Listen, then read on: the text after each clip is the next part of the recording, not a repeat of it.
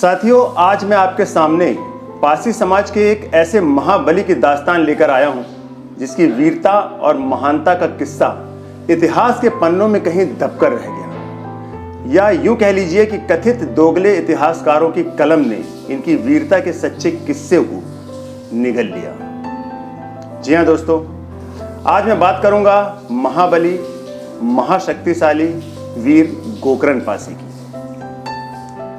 साथ ही मेरे चैनल से जुड़े नए साथियों, आप सभी का मैं हार्दिक अभिनंदन करता हूं और निवेदन करता हूं कि अपने पासी समाज के लिए कुछ कर गुजरने की तमन्ना लेकर आप मुझसे हमेशा यूं ही जुड़े रहें। इसके लिए आपको सिर्फ इतना करना है कि आपको मेरे चैनल को सब्सक्राइब करना है और बेल आइकन को भी दबा देना है, ताकि मेरे वीडियो के नोटिफिकेशंस आपको जल्द से जल्द मिलते रहें और आप मेरे वीडियो देखते रहें और अपने पासी समाज के हित के लिए कम से कम सोचना तो शुरू ही कर दें। तो चलिए बिना देर किए हुए स्टार्ट करते हैं ये वीडियो।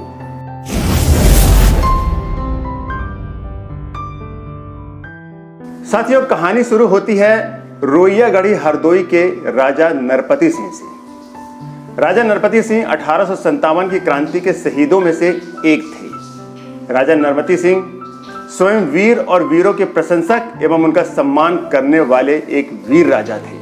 उनकी सेना में वही भर्ती हो सकता था जो शेर भर या इससे अधिक भोजन सामग्री को पचा सके। शेर मतलब जंगल का शेर नहीं, शेर मतलब 1 किलो के आसपास, मतलब उस समय का ये वजन ज्ञात करने का एक माप था, उसे शेर कहते थे। तो उनकी सेना में वही भर्ती हो सकता था जो एक शेर आटा खा ले एक बार में, क्योंकि ऐसा वही कर सकता था जो महावीर और बलिष्ठ काया वाला हो। साथ ही हथियार को चलाने में वो निपुण भी हो, यानी युद्ध कला में भी निपुण हो। ऐसे ही वीर उनकी सेना में भर्ती हो सकते थे। ये राजा नरपति सिंह की शर्त थी। और उन्हीं महाबलियों में एक नाम था गोकर्ण पासी का। जी हाँ, बेहद लंबा बदन, गठीला नौजवान, और वह लाठी भांजने में निपुण तो था ही, साथ ही तीरंदाज भी था। उसकी हिम्मत और दिलेरी पूरा गांव जानता था। खेतों में ढीठ बैलों को काबू में करना इलाके में गोकर्ण पासी का नाम गूंजता था। दोस्तों, आपको जानकर हैरानी होगी कि उसकी लंबाई 6 फीट 2 इंच से भी ज्यादा थी, क्योंकि कहते हैं कि पहले घर के जो दरवाजे बना करते थे ना, उनकी ऊंचाई घर वालों की जो सबसे ऊंचे व्यक्ति था उसके नाप से बनाए जाते थे। ऊपरी छज्जे से 1 या 2 अंगुल छोड़कर दरवाजे की नाप लगभग 7 फीट रहा करती थी। उस इलाके में कोई उसके जैसा लंबा और बलिष्ठ था ही नहीं। जितना विकराल उसका शरीर था, वो उतना ही ज्यादा भोजन किया करता था। कुश्ती लड़ना, पहलवानी करना उसका शौक था। उसकी एक सबसे बड़ी विशेषता थी जिसने सभी वीरों से उसे एक अलग स्थान पर रखा था, और वो थी उसका 40 किलो का विशाल चमचमाता हुआ फरसा। जी हाँ, 40 किलो का, जिसे वो हमेशा अपने साथ लेकर चलता था। उसे देखकर ही शत्रुओं का कलेजा मुंह को आ जाता था। अभी वह जवान ही था, तभी उस इलाके में राजा की सेना में भर्ती की डुग्गी बजी। ऐलान किया गया, जो भी राजा की सेना में भर्ती होना चाहता है वह स्वेच्छा से भर्ती हो सकता है। साथ ही ऐलान करने वाले ने एक शर्त यह भी रख दी कि केवल वही सेना में भर्ती हो सकता है जो एक बार में शेर भर से ज्यादा आटा फांक ले, यानी खा ले। अब बात खाने की हो, यह सुनकर गोकर्ण से भला कैसे रहा जाता। उसे हमेशा अपनी ताकत और क्षमता दिखाने की उसमें धुन सी सवार रहा करती थी। वह भी भर्ती वाले दिन पहुंचकर लाइन में लग गया उम्मीदवारों की। आधे से ज्यादा उम्मीदवार तो बाहर हो गए, यानी रिजेक्ट कर दिए गए, क्योंकि कमजोर सिपाहियों के लिए राजा नरपति सिंह की सेना में कोई जगह नहीं थी। तभी गोकर्ण की बारी आई। उसे एक शेर आटा खाने के लिए दिया गया, और एक और तो कई लोग उसकी लंबाई और गठीले बदन से प्रभावित थे ही, वहीं दूसरी ओर कई लोग मजे भी ले रहे थे, मस्तियां कर रहे थे और शोर मचा रहे थे कि ये एक शेर आटा नहीं खा पाएगा और बाहर हो जाएगा।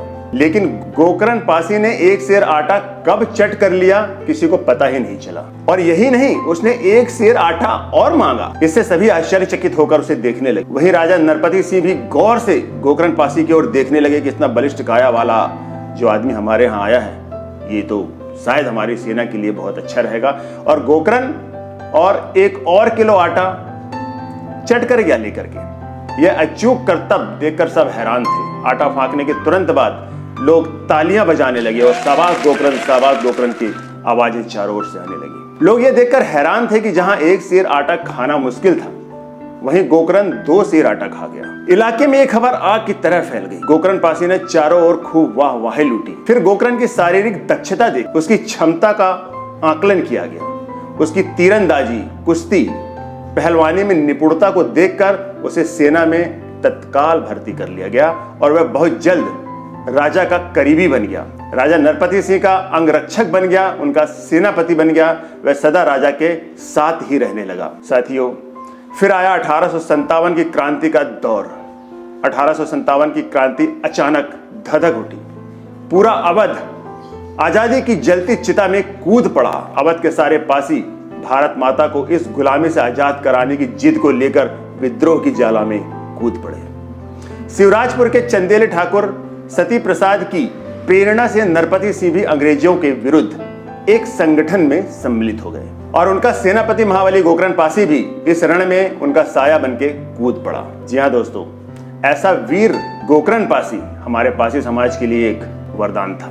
राजा नरपति सिंह ने मितौली गढ़ी को सुरक्षित समझकर वहां अपनी सारी सेना लेकर एक दिन पहुंच गए। रुइया दुर्ग से एक रात राजा अपने रथ पर रथी सिंह तथा बलशाली अंगरक्षक गोकर्ण पासी के साथ निकल पड़े, परंतु 2 अंग्रेज घुड़सवार सैनिकों ने राजा को देख लिया जाते हुए और वे दोनों राजा को मारने के इरादे से उनके रथ का पीछा करने लगे। घोड़ों की टाप सुनकर राजा ने देखा कि 2 घुड़सवार उनका पीछा कर रहे हैं। राजा ने गोकर्ण पासी से कहा, आखिर ये कौन लोग हैं जो हमारा पीछा कर रहे हैं? गोकर्ण ने देखकर बताया, महाराज ये शत्रु हैं। और दोस्तों, यहां मैं 9 नवंबर 1858 के चौथे मितौली युद्ध की एक ऐतिहासिक घटना आपको बताने जा रहा हूं, जिसे सुनकर सारे पासी समाज का सीना गर्व से चौड़ा होने वाला है। इसे गौर से सुनिएगा। साथियों, इतिहास में अब तक आपने राणा प्रताप के बारे में जरूर सुना होगा कि उन्होंने अकबर के एक सेनापति को एक ही बार में और एक ही वार में बीच से चीर डाला था, पर आज इसके साथ इससे भी बलशाली पासी वीर महाबली गोकर्ण पासी का नाम जुड़ गया है। जी हाँ दोस्तों, जब गोकर्ण पासी ने देखा, उसके आगे की घटना मैं बता रहा हूं कि जब गोकर्ण पासी ने देखा कि 2 अंग्रेज घोड़े पर सवार होकर राजा नरपति को मारने के इरादे से उनका पीछा कर रहे हैं, तब गोकर्ण पासी ने राजा को निश्चिंत रहने के लिए कहा और अपना 40 किलो का वही चमचमाता और वजनी फरसा निकालकर एक किनारे खड़े हो गए। जैसे ही दोनों अंग्रेज पास आए, उसमें से एक अंग्रेज घुड़सवार को गोकर्ण पासी ने अपने 40 किलो वजनी फरसे से घोड़े सहित बीच से चीर कर रख दिया और दूसरा अंग्रेज यह देखकर मूर्छित हो गया, डरकर घबराकर बेहोश हो गया। इस बात की पुष्टि एक ठाकुर लेखक धर्मेंद्र सिंह सोमवंशी की पुस्तक हरदोई का स्वतंत्रता संग्राम और सेनानी से होती है। उस पुस्तक में इसका जिक्र है। दूसरे अंग्रेज को गोकर्ण पासी ने रथ के पीछे बांधकर घसीट कर मार डाला। ऐसा था पासी समाज का वीर बलशाली गोकर्ण पासी। राजा नरपत सिंह 8 या 9 दिन ही मितौली में रह पाए थे कि अंग्रेजों को पता चल गया कि ये यहाँ पर रह रहे हैं और उनके साथी भी उनके साथ हैं। उनके साथी थे फिरोज शाह एवं लक्कड़ शाह। ये दोनों मितौली में हैं, ऐसा अंग्रेजों को मालूम चल गया। अंग्रेजी फौज ने यहाँ 9 नवंबर 1858 को चढ़ाई कर दी। यहाँ पर बहुत बड़ा घमासान हुआ। ब्रिटिश तोपखाना बहुत बड़ा था, उनके पास आधुनिक हथियार थे, अतः राजा को पीछे हटना पड़ा। यह समझदारी थी, यह बुजदिली नहीं थी। तीनों वीर अपनी सेना लेकर वतन की खातिर जंगलों में चले गए, क्योंकि उन्हें वतन की रक्षा करनी थी, उन्हें अपने आप को सुरक्षित रखना था, जीवित रखना था। इसके साथ ही एक विशेष घटना का जिक्र मैं और करना चाहूंगा। साथियों, वो दिन था 19 अप्रैल 1858। समय था सुबह। राजा अपने अंगरक्षक गोकर्ण पासी के साथ अपने सामने गार्डन में टहल रहे थे। तभी अचानक एक सेनाधिकारी 2 सैनिकों के साथ राजा को आकर के घेर लिया तथा सैनिकों से कहा कि इन्हें पकड़ लो, इस नरपति राजा को पकड़ लो। तभी गोकर्ण गरजा, ए बदतमीज, ये राजा हैं, अदब से बात कर। तभी अधिकारी ने फिर कहा कि आप आत्मसमर्पण कर दो, नहीं तो मैं गोली मार दूंगा, और रिवॉल्वर निकालने लगा। तब 2 सैनिक उन्हें पकड़ने के लिए आगे बढ़े। तभी पलक झपकते ही गोकर्ण पासी ने दोनों सैनिकों को अपनी दोनों बगलों में दबा लिया। इस तरह से दबा लिया जैसे भेड़ बकरियों को दबा लेता है। इसके बाद एक सैनिक को गेंद की भांति उक्त सेनाधिकारी के ऊपर उछाल दिया। उस सेनाधिकारी का नाम था सोनप। और जैसे ही उसने उसको उनके ऊपर उछाला, उसकी चोट से सोनप के हाथ से रिवॉल्वर नीचे गिर गया। तभी राजा ने जमीन में पड़े हुए लट्ठ को उठाकर सोनप पर, उसके सर पर दे मारा, जिससे सोनप यानी वो सेनाधिकारी जो था वो फड़फड़ाया और मर गया। बाकी सैनिकों को गोकर्ण ने अपनी बाजू में दबा दबा कर मार डाला। ऐसा वीर था गोकर्ण पासी, इतना शक्तिशाली। साथियों, पासी समाज में ऐसे वीर और महाबली पैदा हुए हैं, बहुत से पैदा हुए हैं, मगर उनका इतिहास आज भी कोई नहीं जानता। यहां तक कि हमारे पासी समाज का एक बहुत बड़ा तबका ऐसा भी है जो इससे अभी भी अनजान है, अपने पासी समाज के इतिहास से अभी भी अनजान है।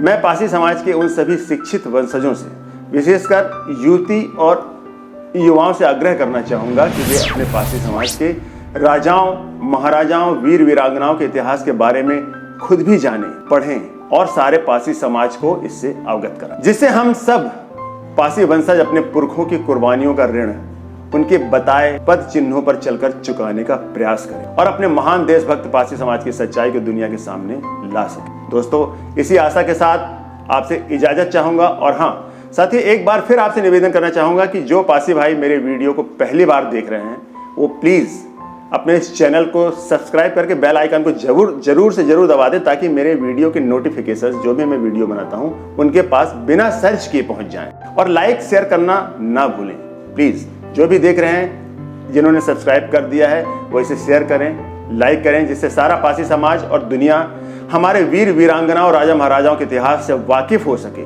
मुझे लगता है कि यही पासी वीरों को सच्ची श्रद्धांजलि होगी। जय हिंद, जय भारत, जय पासी समाज।